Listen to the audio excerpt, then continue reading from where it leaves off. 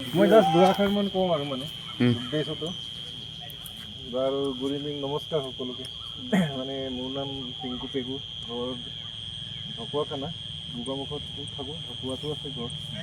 আৰু ইয়াতে মানে বালি পুখুৰী চৰকাৰী আইতে তাতে মানে ফেকাল্টি হয় আৰু মই আমাৰ সন্মানীয়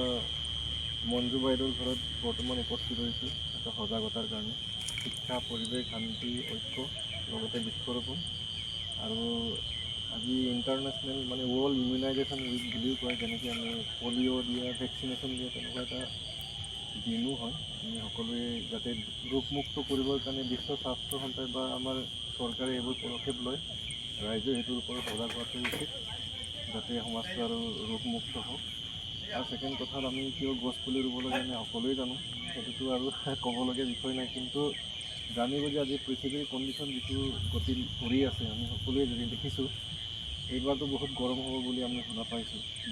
ঘৰৰ ভিতৰত মানুহ শান্তিকৈ থাকিব নোৱাৰিব সেইকাৰণে এই কাৰ্যসূচীটো কৰিছোঁ যাতে আমি প্ৰকৃতি বচাব পাৰোঁ মিলা প্ৰীতিৰ মাজত সমাজটো যাতে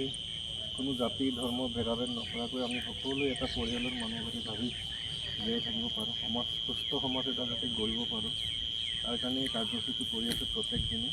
সৰু সুৰাকৈ যিখিনি পাৰোঁ আৰু আপোনালোকৰ এই ঘৰত আপোনাৰ মঞ্জু বাইদেউৰ ঘৰত নামতেই মানে এই আমলখি গছজোপা ৰুম এই আমলখি গছৰ যিটো গুণাগুণ থাকে বাইদেউও এনেকৈ থাকিব লাগে আৰু আশা কৰিছোঁ প্ৰকৃতিয়ে আমাৰ সকলোৱে সহায় কৰিব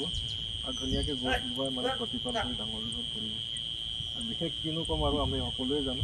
গছ কাটিব নালাগে গছ ৰুবহে লাগে সৰু ল'ৰা ছোৱালীক আমি নিজৰ সন্তানসকলক মানে বুজাব লাগিব অন্ততঃ বাৰ্থডেবোৰত গছ এজোপা ৰুওক তেওঁলোকেতো প্ৰকৃতি কি বস্তু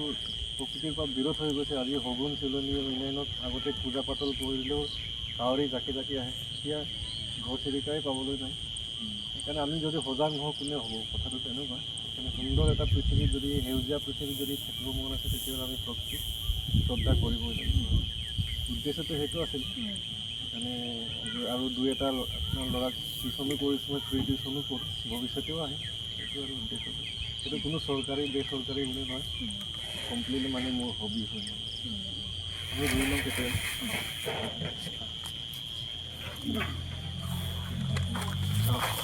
লৈ ল অলপ দূৰৰ পৰা মাটি অলপ অকণ মাটি অকণ আপোনালোকে প্লাষ্টিক নিকালো হৈ যাব ফাটি যাব আহক মাটি অকণমান দি দিওঁ